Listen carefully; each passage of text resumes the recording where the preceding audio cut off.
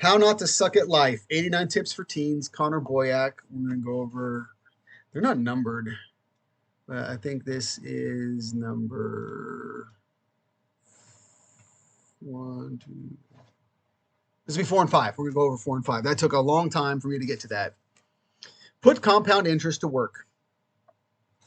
Teenagers often like to be lazy, so why not apply this to your financial future? It's good. From a young age, I had a mutual fund where my money would grow on autopilot without any effort on my part. But the magic really happens over the long term. Let's use a specific example to illustrate. Imagine you have $500 in savings at age 16. If you put this in a Roth IRA or an investment account and earned around 5% interest that year, for that investment, by the end of that year, you would have $525, an increase of $25. But for that next year, you now have $525 invested. So 5% of that total amount would be $551.25, an increase of $26.25. And as the interest gets invested along with your original amount, the principal, the amount continues increasing each year. Fast forward to your 50s. That sounds like it'll never come. It will. Faster than you think. That original $500 you put in without any additional money saved would be a whopping $2,727 by the time you're 50. Imagine instead that you invested $50 a month at this 5% rate. Starting when you were 16. By the time you were 50, you would have invested $20,400 of your own money, which would have turned into a total of $53,455. Of course, as you get older and earn more, you can put even larger amounts in, say 10% of all your income, and then generate even more interest, which would then create even more gains for the future. Interestingly, I believe that's what Dave Ramsey says to say 10% minimum. Even if you started with nothing at age 18 and began putting in $300 a month at 5% rate, your $115,200 of contributions would turn into $283,434 by age 50. But 5% might be too conservative. It's possible you could get 10% interest. At that rate, you would have $835,537, nearly 3 times higher. The point of all this?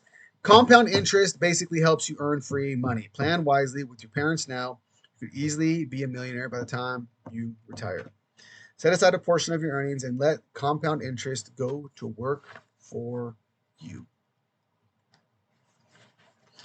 Question everything. Well, most things. The world was shocked in 1990 as young Kuwaiti woman Nira testified through tears before Congressional Human Rights Caucus regarding crimes committed by Iraqi soldiers. She claimed, by Iraqi soldiers, period. She claimed the soldiers took babies out of incubators in Kuwait hospital and left them to die. Representatives, senators, and the President of the United States called Nira's testimony as they advocated for war against Iraq. Americans were shocked and outraged at the allegations being made, for they were disgusting and cruel. And I'm reading that kind of like tongue in cheek because I think we're going to find out that it's probably not true. I don't know. I haven't read this yet. Obviously, that is horrible. They were also false. Only later was discovered that Nira was the daughter of the Kuwaiti ambassador to the United States, and she had been coached by an advertising agency and was paid millions of dollars by citizens for a free Kuwait Public Relations Committee created by officials at the Kuwaiti embassy. As one reporter wrote, the incubator story seriously distorted the American debate about whether to support military action. But that was the point. The advertising agency had spent $1 million provided by the Kuwaiti royal family to determine how to best sway American public opinion. People often lie, and people in power even more so. It's essential that you be critical of others. Healthy skepticism will help you avoid being suckered into believing or doing something that is wrong. Even well-intentioned people pass on ideas that turn out to be misguided or incorrect. This includes authority figures like doctors, church leaders, politicians, and even, perhaps, your parents. Do you want to know the truth? And that requires sometimes unlearning what you previously accepted to be true. It is not wrong to analyze your opinions and beliefs and see if they withstand scrutiny.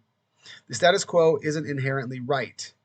Indeed, in many cases, you'll come to see what you were taught was true, but because you investigated and challenged it, you'll understand that the truth more deeply and better able to understand and defend it.